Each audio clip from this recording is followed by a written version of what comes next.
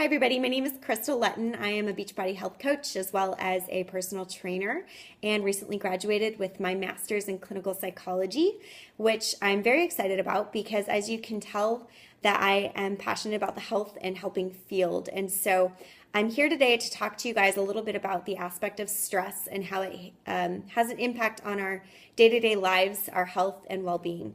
So stress is definitely a part of our lives. It's just foolish to deny that. So first we can acknowledge that, okay, we live in a stressful culture. We have stress. So with that, what do I do? What are signs that I am stressed? What triggers stress for me? And what do I do to help manage that in a healthy way? So first is just, like I said, being aware. So if you can take some time to look at circumstances in your life that cause a lot of stress, that might be work, that might be times and seasons in work when there's certain projects due or expectations, maybe a certain relationship. Look at your relationships. Are there relationships that are causing more high stress? And are those relationships healthy or not? And whatever other aspects of your life that might be causing some stress. And then also, next to that list, write down, I'm like writing on my piece of paper here, write down different symptoms that are showing or signs that you are being stressed. So for me, I start to fidget a lot. I can't focus, like I'm not fully present with people or with other in certain situations because I'm constantly thinking about other things when I'm really stressed. I start to tap my finger a lot and I start to just get a little bit more irritable. So knowing that, I can say, okay, those are the symptoms that are showing that I'm stressed. So now that I'm aware of it, for me, I have to stop and take a deep breath and just let myself become present with myself, become present with my body, knowing that this is just a time or a season, and saying, okay, now that I'm aware, I have the option to take control and make choices to manage this. So that's what I'm going to talk about today, is just a couple of just different ways that you can manage it. First would be with your diet. So when you're stressed, your blood sugars can go up and down, and a lot of times we start to crave, it's almost counterintuitive to being healthy, we start to crave the foods that are not necessarily beneficial. They're usually higher sugar, higher fat. So being aware of that, also looking at the mental mantras that we say, I'm stressed, or I had a really bad day, so I need to eat this box of chocolate or that ice cream.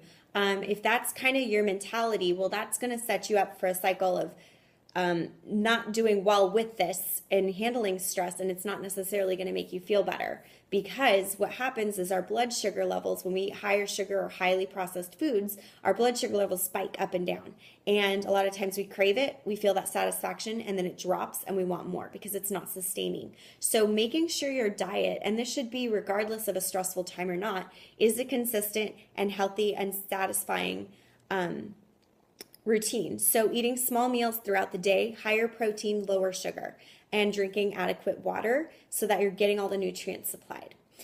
Next would be nutrition and nutrients. So making sure you're getting enough necessary vitamins and minerals in your diet. So for me, my dense nutrition is coming in the form of Shakeology. It's been a game changer for me in handling stress. It got me through grad school where I felt really stable amidst a lot of stress. And I was highly stressed, but my nutrition was not getting compromised. And so I had a lot less cravings.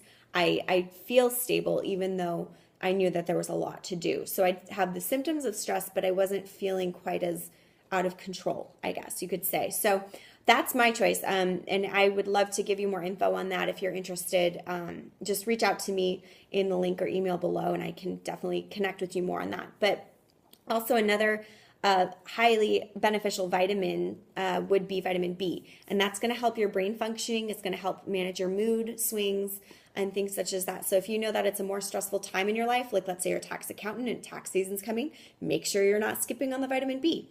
Get it throughout the whole year, but make sure, like, if you're knowing it's a stressful time, get that vitamin B in your diet. And then sunshine. So with that can also go into a lifestyle. So getting outside, going outside when you're just taking a walk, or taking a run outside, and making sure your physical exercise and activity is not getting pushed off the plate just because you're stressed. And there's always ways to make workouts count and make workouts work.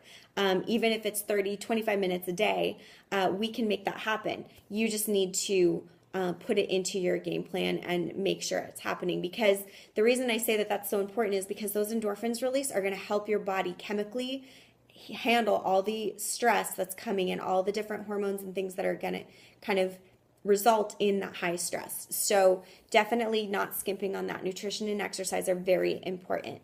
Along with that is getting a lot of rest. So getting adequate sleep, trying to make sure you can make it to bed earlier, getting up at a decent hour, just making sure that that's not getting compromised as well, because our bodies recover mentally and physically when we sleep. So it's very, very important to take a rest.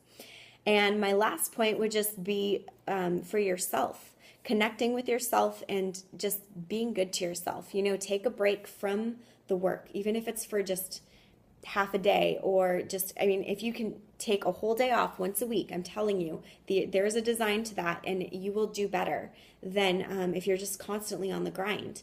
How are you getting a time to just connect with yourself and connect with other people if you're just constantly going? And so find the people in your life that you know are life-giving and make it a priority to invest in those relationships.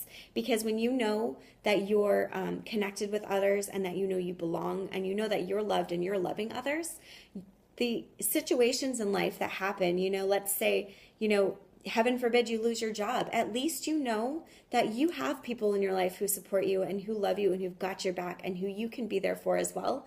And so it's not so detrimental to like who you are if you lose something like that. So make sure that those are definitely constantly being invested into. And lastly, I would say just invest in yourself. Take time to listen to yourself. Write down a list of just kind of statements you can say when you know that your brain's going on a mental cycle, that, you know, you're getting kind of really stressed and you're like, I can't do this, and say, yes, I can. I'm okay. I can handle this. Just what do I need to do to manage this well? Take your time with it. Take a deep breath, think through those thoughts, and then change directions. You know, it's simple change can come from just being aware. And that just means pausing for a second, taking time to be still and notice that, okay, this is what I need here. So, all right, with that, well, that's just quite a bit of information, a couple of tips. Again, I would love to continue the conversation with you if this has helped you in any way, or you'd like to open up more about the topic. Feel free to email me in the link below. Or if you'd like some more help or information on some of the nutrition and health community groups that I offer, please reach out as well. I'd love to help you and support you in your journey. Thank you.